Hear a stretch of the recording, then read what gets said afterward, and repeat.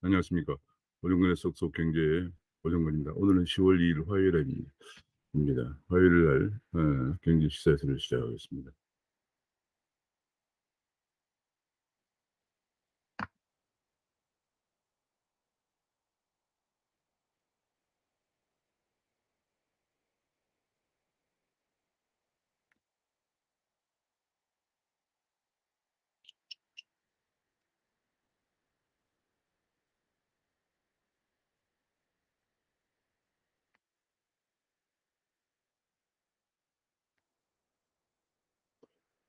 귀에 쏙쏙 들어가도록 경제 기사를 쉽게 전해드리는 명품 시세들 10월 11일 2일입니다. 어제부터 위드 코로나가 시행되었습니다. 밤 10시 넘어도 이제 카페라든지 음식점에서 문을 열었습니다. 그래서 보면 여기 이제 그 야구 응원하는 모습이 나와 있고, 야구 응원하는, 그다음에 어 모처럼 모여서 한잔하는 그런 모습이 나와 있습니다. 모처럼 식당에서는 단체 손님이 줄을 이었고, 어제 저녁에 저희도 뭐 몇몇 저희 지인들이 저녁 식사를 어 식당에서 오랜만에 모여서 했습니다. 제 생각으로는 이제 이렇게 되면서 민간 소비가 다소 회복은 될 것으로 보여집니다. 그동안 자영업자들은 너무 어려웠는데 민간 수요가 좀 회복이 되면서 자영업에도 온기가 돌지 않겠느냐, 이런 전망을 해 봅니다. 그러나 지금 현재 확진자가, 이 경우는 확진자가 이렇게 하면 확진자가 아무래도 좀 증가할 수밖에 없는데, 확진자가 정부 당국은 1만 명이 나와도, 하루 확진자가 1만 명이 나와도 비상계획, 서킷 브레이크 없이 일상화를 회복을 유지할 계획이다, 그렇게 얘기를 했습니다. 현재 미접 확진자 중에서 지금 현재 확진자 중에서는 미접종자가 70%, 접종 완료자가 30% 수준인데, 이렇게 계속 가면은 대략 5천 명 정도 발생하는 상황이 까지는 의료 체계가 견딜 수 있지 않겠느냐, 그렇게 지금 보고 있다고 했습니다. 그래서 대체로 감염이 2-3배 정도, 지금 한 1,600-1,700만 명 정도니 하루에 5천 명까지 의료 수준이 어 관리가 가능할 것이다. 그래서 앞으로는 이제 중환자 중심으로 어 치료에 집중을 하고, 대부분 다 이제 나머지는 재택에서 치료하는 그런 방향으로 갈 것이다, 이런 얘기를 했고요. 그런 가운데 지금 현재 문제 중 하나가, 응급 환자를 싣고 병원을 찾는 데만 1 시간이 걸린다. 5년 전에 보다 3.5배가 늘었다, 그런 얘기를 하고 있습니다. 그래서 이거 지금 30분 이내 이송은 과거 68%에서 42%로 감소를 했는데, 이 부분이 재택 치료자 이송 체계 구축이 매우 중요하다, 그런 진단이 나왔습니다. 앞으로는 이제 위드 코로나 시대는 위드 마스크로 가야 된다. 위드 코로나, 지금 유럽에서 어 마스크를 끼고 손을 잘 씻는 일상생활을 강조하고 있는 독일이나 프랑스에 비해, 프랑스는 확진자가 늘지 않고 있는데 마스크를 안 쓰고 있는 영국은 확진자가 늘고 있는 그런 보도가 나왔습니다. 그래서 앞으로 위드 코로나 시대에는 마스크를 일상화하는 것이 당분간은 중요하다, 그런 지적이 나왔는데요. 모처럼 문을 열려고 하는데 알바를 구하기가 힘들다 하는 그런 고소도 나왔습니다. 청년들이 지원금을 받으면서 취업을 하기 위해서 준비하고 있고 알바에 나오지 않는다, 그런 얘기가 나왔습니다. 지금 금리 인상 우려에 장기채 펀드에서 한 달 새에 1,063억 원이 빠져나가서 지금 국고채 3년물 금리가 2.1%까지 올라가고 있는 모습을 보이고 있습니다. 지금 한계 기업이 지난해 한계 기업이 한국은행 기업경영 분석에 지금 거의 40%가 한계 기업이다, 그런 보도가 나온 적이 있었고요. 분석 결과가 나온 적이 있었고, 미국의 성장률도 지금 급락하고 있는 상황입니다. 3분기 성장률이 2%에 그치면서 1-2 분기에 6%대에서 2%로 3분의 1 수준으로 급락을 하고 있고, 중국 경제도 지금 4.9%로 추락을 하고 있습니다. 이런 상황에서 지금 굉장히 아슬아슬한 그 위기 상황인데, 지난번 예산안 시정 연설에서 문 대통령은 자화자찬만 늘어놓는 그런 모습을 보였는데 이런 상황에서 자화자찬만 할 것이냐 이런 비평도 나오고 있습니다. 그런데 중국 경제가 지금 제조 PMI가 계속 하락을 하고 있습니다. 지금 2011년 금년 5월 달 51.0에서 지금 49.2까지 떨어졌다. 그 제조 PMI가 50 미만이면은 지금 전월보다 50 미만이면은 굉장히 비관적인 상황 속에 빠져 있는 제조업이 더 많다는 그런 얘기가 되겠습니다. 지금 앞으로 이제 미국에서 테이퍼링과 금리 인상이 예상되기 때문에 최소 1 년은 강달러의 시간이다. 환율이 떨어질 때마다 분할 매수하는 것도 매수에 투자하는 것도 좋다 이런 전망이 나왔고요. 이번에 인제 영 유럽에서 G20 회의 그다음에 G20 회의에서 유엔 기후 변화 협약 당사국 총회로 COP26 이라고 하는 것이 열렸습니다. 열렸는데 지금 G20 회의에서 COP26도 기후 정상회의는 결국은 말잔치로 끝나고 말았다. 그런 얘기입니다. 탄소 중립 시점이라든지 기술 지원 이런 것이 선진국과 개도국 간 이해 대립이 심각하고 왜냐하면 개도국은 지금 경기를 발전시켜야 되는데 제조업에 엄청 부담이 되는 이 탄소 중립 이 부분이 그래서 선진국과 개도국 간의 이해 마찰이 클 수밖에 없는 상황입니다. 그런데 지금 현재 사실상은 이번에 G20 합의문에서 2050 탄소 중립 달성이라는 것을 합의문에서 빠졌다고 합니다. 그래서 사실은 벌써 인제 2050이라고 하지 않고 2021세기 중반까지 달성한다. 이런 애매모호한 문구를 넣으면서 2050년 탄소 중립은 사실상 합의를 보지 못했다 하는 보도가 나왔습니다. 그런데 전 세계가 2018년 대비해서 40%를 감축할 때 한국은 9%를 감축하는 초과속 상태를 이번에 COP26에서 발표했다고 합니다.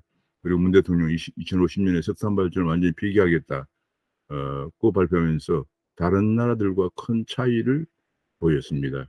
이 지금 COP26에 발표한 것은 우리가 NDC라고 그래서 Nationally Determined Contribution입니다. 그러니까 국가에 스스로 정해서 보고하고 그거 지키는 우리 스스로 인제 구속을 받는 건데 우리가 너무 과도하게 다른 나라 지금 합의를 못 보고 있는 상황 속에서 우리가 과도하게 보고했다는 비판들이 지금 계속 나오고 있습니다. "우리만 왜 가속하느냐. G20서 탄소 중립 합의도 실패했는데 우리만 왜 가속 주행을 하느냐." 하는 그런 얘기고 지금 중국이나 러시아, 호주 여러 나라들이 다 탄소 감축 눈치만 보고 있는데 한국은 목표를 오히려 더 상향하는 해서 보고하는 이런 어처구니 없는 모습을 보였는데 결국은 우리 스스로의 자충수가 되고 있다. G20이나 COP26에서 결국은 말잔치에 그쳤는데 우리만 강력한 탄소 중립안을 보고를 했다. 지금 30년까지 탄소 배출량을 40%를 감축하고 2050년에 석탄 발전을 전면 중단한다는 이런 보고를 우리 스스로 해서 족쇄를 우리가 사는 자충수가 되었다는 분석이 나오고 있습니다. 앞으로 이런 탄소 중립 목표를 맞추려면은 포스코만한 기업이 세계가 가동을 멈춰야 되는 그런 상황이고 현재 포스코가 지금 석탄을 가지고 인제 고를 때입니다만 앞으로 수소 환원처를 만들어 내려면은 지금 뭐 40조를 쏟아붓고 있는데도 2050년 상용화가 불확실하다. 그런 분석이 나오고 있습니다. 지금 그런 가운데 어 내후 외환으로 우리가 수소 환원제 제철을 하는데도 엄청난 돈이 들어가는데 미국과 EU가 관세를 타결하면서 한국의 대미 수출의 경쟁력과 수익성이 악화될 전망이라는 내후 외환의 철강업계에 대한 우려가 커지고 있습니다. 미국과 EU가 이번에 G20 회의가 열리는 가운데 미국과 EU가 전격적으로 회담을 하고 유럽산 철강에 관해서 관세를 부과하지 않기로 맹세하기로 이렇게 결정을 받았습니다. 따라서 한국의 대미 철강 수출의 경쟁력이 약화될 것은 불문가지입니다. 그런 가운데 한국의 산업연구원 분석이 앞으로 탄소 중립 비용이 199조 원까지 들 것이다. 기업들의 후폭풍이 우려된다는 그런 국책연구원의 산업연구원의 보고서가 나왔습니다. 지금 특히 그 유화 쪽에 92조 원이 들고 철강에서 71조 원, 반도체가 18조 원, 디스플레이가 11조 원 정도 이렇게 들고, 특히 그 염색 단지 설비 교체는 400억 원이 드는데 정부전은 100억 원밖에 없어서 엄두를 못 내고 있는 실정이다. 그런 분석이 나왔습니다. 게다가 지금 중국의 석탄이 부족해지자 요소 수출을 제한하면서 요소 수루가 필수적인 화물 자동차, 국내 화물 자동차가 멈췄을 우려까지 제기되고 있는 상황입니다. G20 정상이 이번에 디테일 합의서를 추인을 했고요. 이제 이번에 특히 이제 바이든 대통령이 중국을 견제하기 위해서 전격적으로 EU와 철강에 대한 관세를 면세하는 관세 전쟁을 끝내고 오직 중국 견제에 올인하겠다, 이런 모습을 보였습니다. 그래서 이번에 14개국을 소집했습니다. 결국은 동맹국 14개국을 소집해서 중국에 맞서는 공급망을 재개한다는 모습을 보였는데, 이 14개국에 지금 한국이 바로 바이든 대통령 바로 옆에 앉았습니다. 그게 유럽과 그다음에 이제 지금 미국의 주요盟邦인 인도와 일본, 아시아에서는, 그리고 한국 등 14개국이 글로벌 공급망 대책 회의를 개최했습니다. 글로벌 공급망 대회를 개최했는데, 문제는 이게 여기서 우리는 중국이 우리나라 수출의 거의 25% 정도를 차지하고 있기 때문에 앞으로 한국의 교육 환경이 여간 만만치 않은 상황으로 전개될 가능성이 큽니다. 14개국 글로벌 공급망 정상회담에서 중국 포위를 강조했는데, 한국은 앞으로 수출의 25%를 중국으로 보낸 한국으로서는 커다란 통상 외교상 딜레마가 아닐 수 없습니다.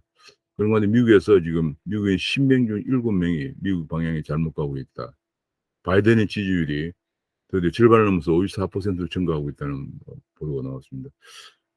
게다가 이제 이 공급망 때문에 미국의 한국 기업들의 반도체 정보 제출 압박이 더 거세질 텐데, 지금 이달 8일까지 하라고 해서 삼성과 SK하이닉스의 핵심 기밀 공개 압박에 진땀을 흘리고 있습니다. 근데 우리나라 정부에서는 여기에 대해서 정부 차원의 무슨 대응을 전혀 내놓지 않고 있는 상황입니다. 오직 뭐 기업들이 알아서 그냥 굉장히 고군분투하고 있는 그런 상황입니다.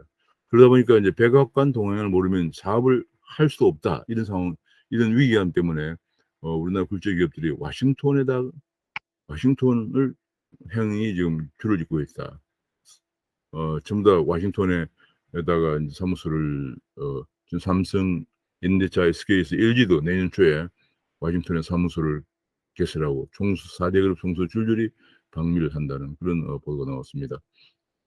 그런 가운데 2022년 예산 604조 원의 예산 전쟁이 막이 올랐는데, 지금 예산안을 정말 전략해서 아껴 쓰고 또 필요한 곳에 가야 되는 이런 예산 심사 시즌인데, 느닷없이 지금 가장 큰 이슈로 대두된 것이 이재명표 공약입니다. 특히 이제 예를 들어 전 국민 재난지원금 같은 거, 이런 것들을 어느 정도 반영할 것이냐, 지금 그것이 오히려 큰 이슈로 지금 대두가 되고 있습니다.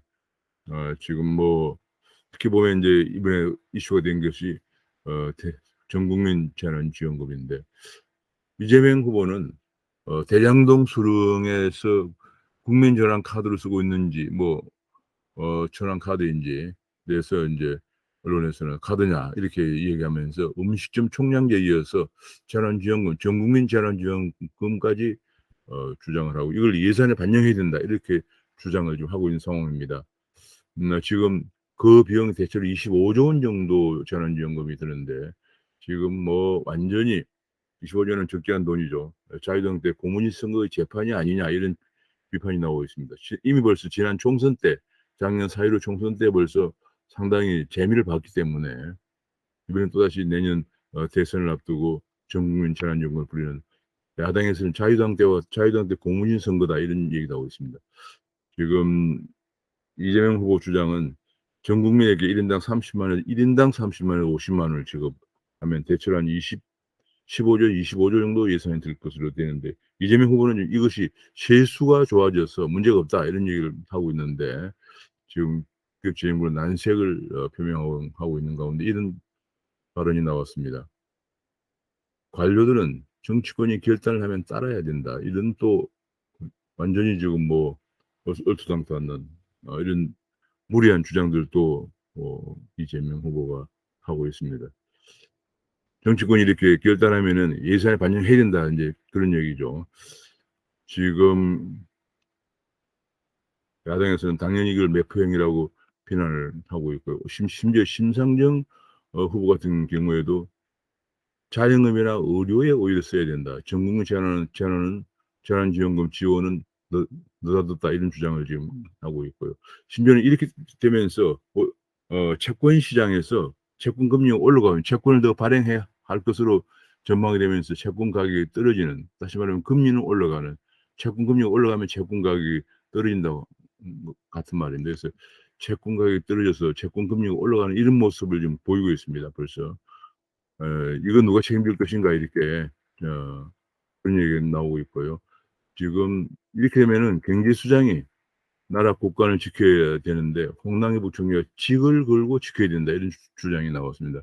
근데 그간에 홍남기 부총리 홍두삼이라는 별명이 붙을 정도로 뭐 하는 것처럼 했다가 결국은 굴욕하고 마는 그런 모습을 보이는데, 이번에도 결국은 굴욕하고 말 것인지가 주목이 되고 있는 상황입니다. 지금 문정 들어서 뭐 거의 비정규직이 806만 까지 증가해서 사상 최대를 기록하고 있습니다. 지금 현 정부 들어서 8월 달에 2017 년에 657만 원에서 150만 명이나 증가하고 해서 비정규직 제로를 선언한, 문 대통령이 취임하자마자 제일 처음에 간 것이 인천국제공항에 가서 비정규직 제로를 선언했지만 비정규직은 오히려 지금 150만 명 가량이 더 증가해서 800만 명을 넘어서는 최대를 기록하고 있는데, 지금 이 중에서 대졸 이상 비정규직도 284만 명이 된다. 이 대졸 이상도 이렇게 비정규직 284만 명이나 될 정도로 비정규직이 많이 증가하고 있는 문제점을 보이고 있다는 그런 얘기가 나오고 있고요. 결국은 비정규직 제로 정부라고 하지만은 대졸까지 280만 명이나 비정규직으로 전락시키고 시키고 있다, 이런 비판이 나오고 있습니다. 이번에 수출이 10월 달 수출이 555억 달러를 기록해서 10 월까지 총 수출이 5천억 달러를 넘어서는, 최단 기간에 5천억 달러를 넘어서는 기록을 세웠지만 앞으로 글로벌 공급망 차질 때문에 수출이 줄고 또 원자재 가격이 원유 등 원자재 가격이 고공행진을 하고 있고, 게다가 한국의 주력 수출품 중에 하나인 디램 가격이 하락하면서 앞으로의 수출 전망에 대해서는 우려가 오히려 커지고 있는 그런 상황이라는 보도가 나왔습니다. CPTPP에 우리가 가입을 해서 새 국제 규범을 주도하고 해야 되는 그런 상황인데, 문제는 어 이 CPTPP의 일본 문제가 지금 계속 발목을 잡으면서 표시 일본에서 심지어는 의장국인 일본에서 "후쿠시마 수산물 허용해야 된다." 이런 얘기가 나오면서 표심을 악화해서 오히려 우리가 CPTPP 가입을 우리 스스로가 속도 조절을 하는 그런 모습을 보이고 있다는 지적까지 나오고 있습니다. 그런 가운데 지금 한국의 그 벤처 기업들이 굉장히 그 곽강을 받으면서 예컨대 쿠팡이라든지 뭐 최근에는 또 뭐 영화나 혹은 또 연예까지 케이팝 뭐 혹은 K컬처 뭐 이런까지 주목을 받게 되면서 외국인들의 우리나라 벤처 기업들 투자가 러시를 이루고 있습니다. 야놀자는 벌써 2조 원대, 토스도 5천억 원대 이렇게 지금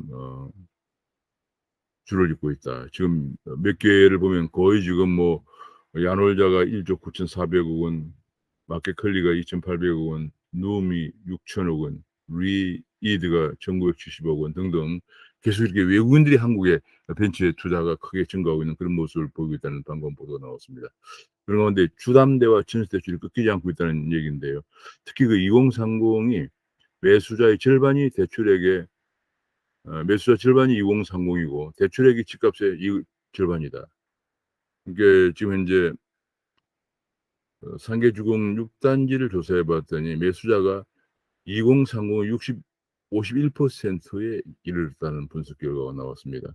2030이 영영 집을 못 살까 봐서 7억 대의 집을 살 때는 대출을 3억 6천만 원 끼고 사는 대출, 그런 그 연끌 대출 주택구의 모습을 보였다고 합니다. 어 2030 연끌 대출 1, 2위가 강서구, 성동구, 집값이 덜 뛴 노관중, 노원구, 관악구, 중량구에 몰리고 있다, 그런 얘기가 나왔고요.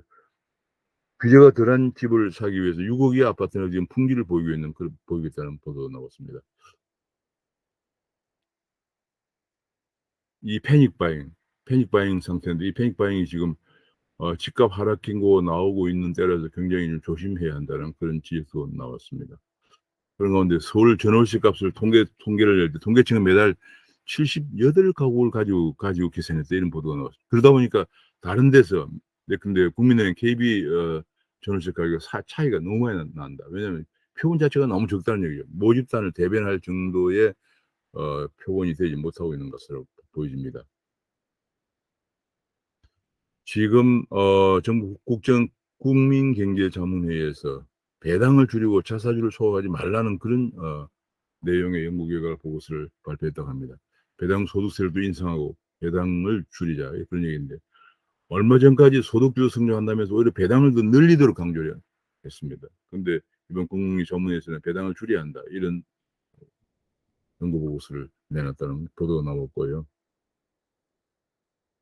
지금 이제 보유 현금 사용처까지도 개입하려고 하느냐 하는 비판이 쏟아지고 있습니다. 그런 가운데 플랫폼 기업이 골목상권을 침해하면 기업을 분할하겠다는 이재명표 온풀법이 지금 추진되고 있다는 얘기가 나왔습니다.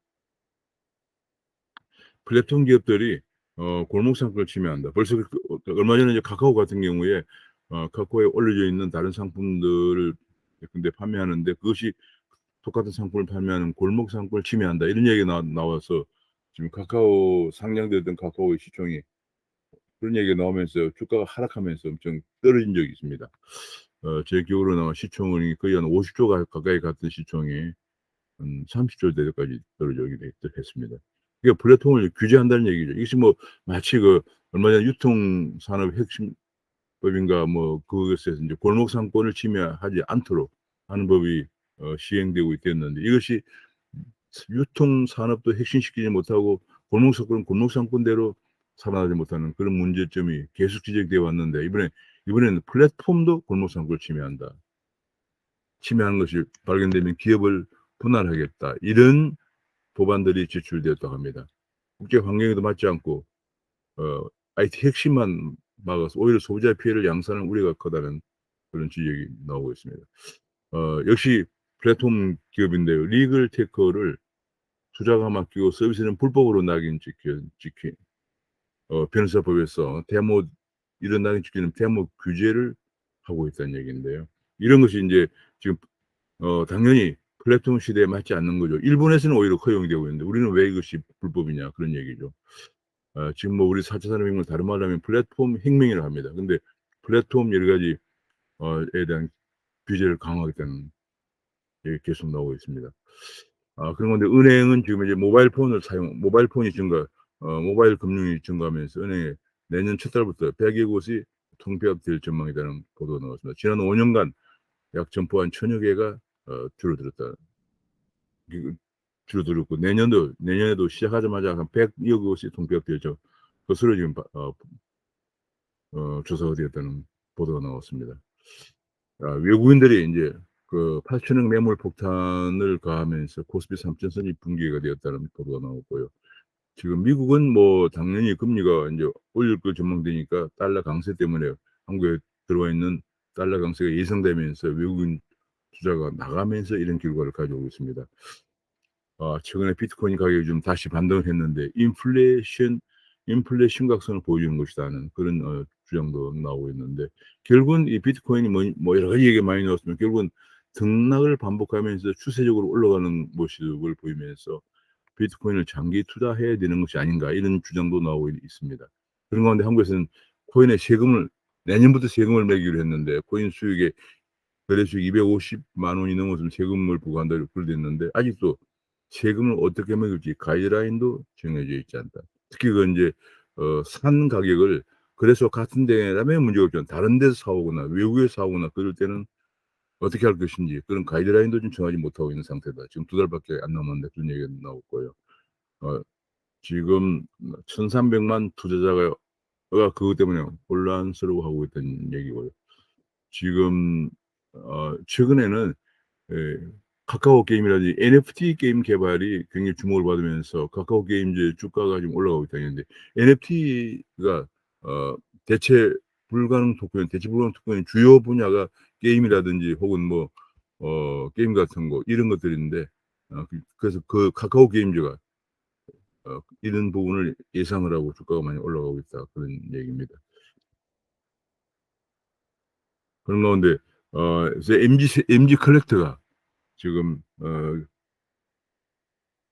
완전히 지금 새로운 컬렉터로 등장을 하면서 이제 아트 테크의 호황기를 주도하고 있다는 보도가 나오고 이것이 지금 투자냐 투기냐 하는 그런 논란이 제기되고 있고요. 지금 MZ 세대는 그 외에도 여러 가지 그 비싼 부동산이나 이런 것들을 조각을 나누어서 투자하는 이런 것이 크게 급증하고 있다는 보도가 나왔습니다. 메타버스들이 메타로 다시 메타버스 이제 페이스북이 메타버스의 호황에 힘입어서 메타로 이름을 바꿔서 출발한다는 새로운 시대를 열고 있다는 얘기가 나왔고요. 지금 앞으로 메타버스가 새로운 그 인류의 장을 열어갈 것이다. 그래서 이제는 가상현실과 현실이 같이 오가는 그런 증강 인류의 등장이 21 세기의 신르네상스가 될 것이라는 주장도 등장을 하고 있습니다. 그래서 핵을 선제 불사용을 어 검토하는데 북위협엔 예외를 요구해야 한다. 이런 지금 미국에서 핵 전략 지침 수정에 수정 움직임이 파장을 일으키고 있다고 합니다. 핵 이게 미국이 북한에 대해서 핵 선제 불사용을 검토한 핵을 선제 사용하지 않겠다는 걸 검토한다는 얘기죠. 이것이 미국의 대북 핵 확산 억지를 약화시킬 우려가 있고 북의 대남 핵 공격 빌미를 줄 우려가 있다는 지적이 나오고 있습니다. 이제 우리는 중국에 맞서 미국은 21 세기 외교전을 하고 있는데 우리는 한국은 지금 중안미 경중이라 해서 중국과 일본 사이에서 상당히 애매한 자세를 취하고 있는 그런 그 전략적 모호성을 유지하고 있는 이제는 전략적 모호성의 수명이 다해가고 있다 하는 지적이 나오고 있습니다. 그런 가운데 북한에서는 SLBM 추가 발사 준비를 하고 있는 모습이 어 위성 사진을 통해서 포착이 되었다고 합니다. 그런데 불구하고 지금 우리나라에서는 계속 문 대통령이나 혹은 그 외교장관 등은 종전 선언에만 목을 메고 있다. 이번에 로마 방문에서 오히려 종전 선언에만 올인을 하면서 지금 올인하고 있다. 그런 보도가 나왔고요. 지금 그런 가운데 "교황이 방북을 뜻을 밝혔다."라고 했지만은 교황청 발표는 그런 내용이 없다는 얘기입니다. 이것이 3년 전에도 교황이 방북을 수락했다고 발표하면서 교황청과는 전혀 다른 발표를 했는데 이번에 똑같이 현상이 반복되고 있다. 오직 그냥 대북 화해 문제에만 대북 문제에만 집중을 하고 있는 것 같습니다.